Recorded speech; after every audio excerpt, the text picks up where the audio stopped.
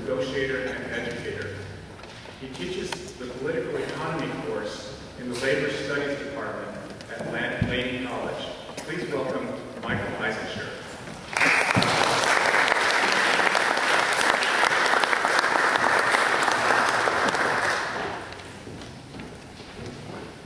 Thank you.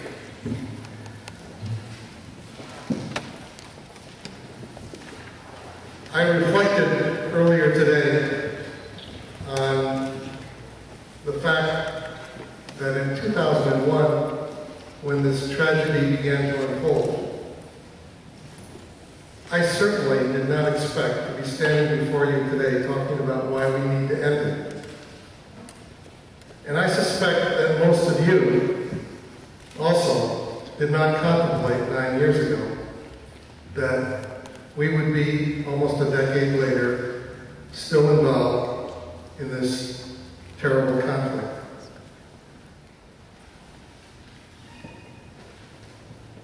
I want to make a number of points about why we've got to get out, and then I'm going to share with you some information.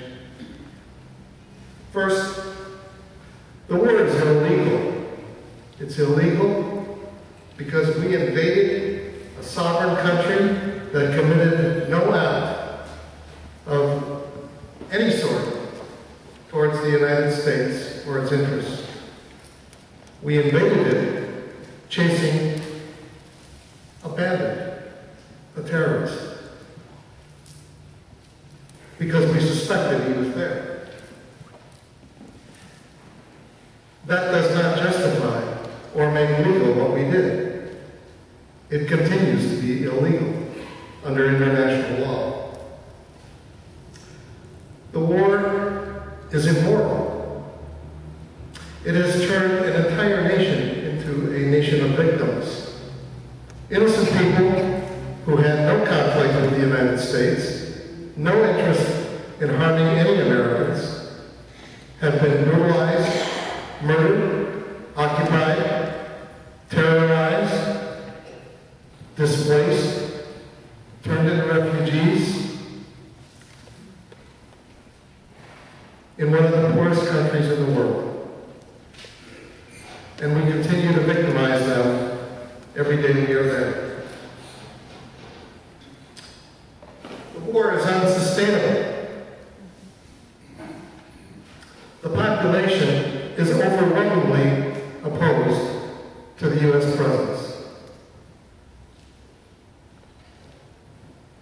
The man known as President Karzai is considered little more than the mayor of Kabul because he can't leave the city and operate as any other political leader would anywhere else in this country. It's unsustainable because the population is opposed to what we are doing, and its resistance grows the longer we are there.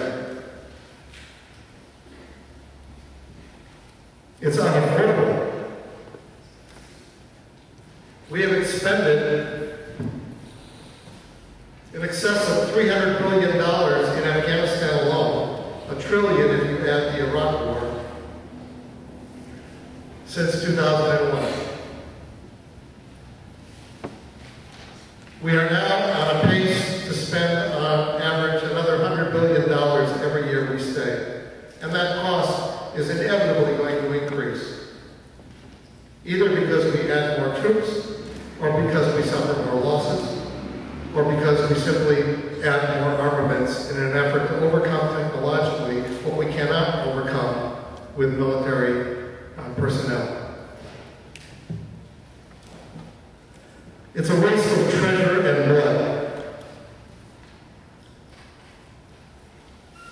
The militarism that we are practicing in the world is bleeding the treasury dry.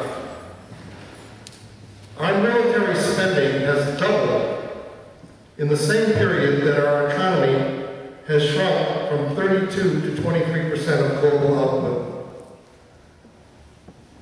And it's ecologically unsustainable. Our military in the world consumes more petrol fuel than almost all the militaries in the world combined. It's an unsustainable ecological disaster in the making. It will not be improved by putting solar panels on drones. Now, we paid for it in blood. In U.S. military blood, 1,265 dead, over 15,000 wounded. In California alone, more than 100 dead and 500 wounded, and that's just up to May 12th. Let's try this. All right. 20% of our troops suffer traumatic brain injury, 35% post-traumatic stress, 21% are treated for mental health problems, 1 new casualty from either Iraq or Afghanistan walks into a VA facility every 5 minutes, 24 hours a day, 7 days a week. We now have more amputees from these two conflicts than from the Civil War. 15 to 17% of our troops suffer depression. In 2009 alone, 98 committed suicide. 1,868 others tried and failed. For each suicide, 18 others attempted.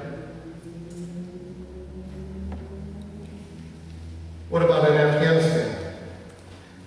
It is troubling that the United States kept absolutely no records on civilian deaths prior to 2007.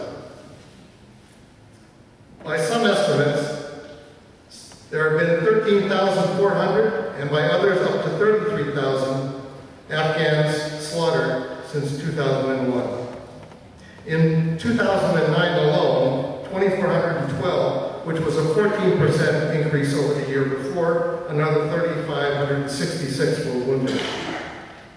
3.7 million Afghans turned into refugees and 1 million more displaced in their own country. That's out of a population of 28.4 million. 40% unemployment, life expectancy 44 years, illiteracy 85%, and amongst women almost 100%. Infant mortality 155 per 1,000 live births, compared to the United States 6.3. Child mortality aged 5 and under 257 per 1,000, compared to 8 in the United States. Our military consumes 94% of all the resources we spend in Afghanistan, and 6% goes to civilian projects of one sort or another.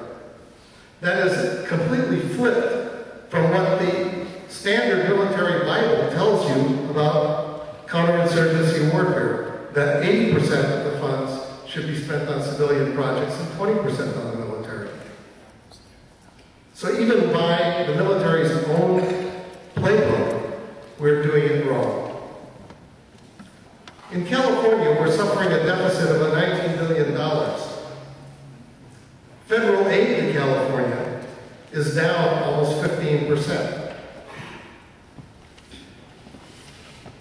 In 2010, California taxpayers' share of the Pentagon budget was $89 billion, 4.5 times the deficit.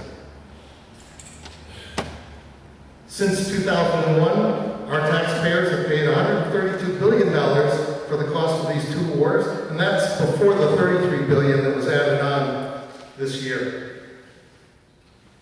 Out of the median family taxes, $5,500 for a median family in federal taxes, 30% went to the Pentagon.